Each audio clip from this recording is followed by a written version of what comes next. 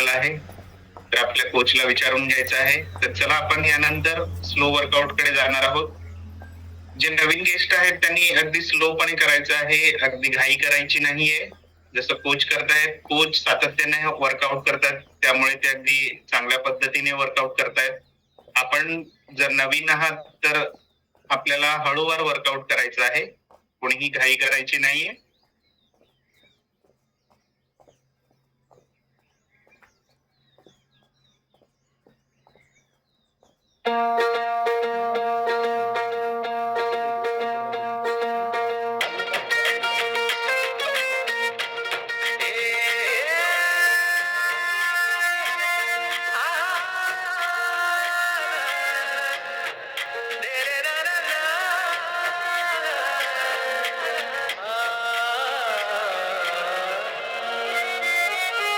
ही वाट जरी बळणाची बळ येऊ दे हिमतीला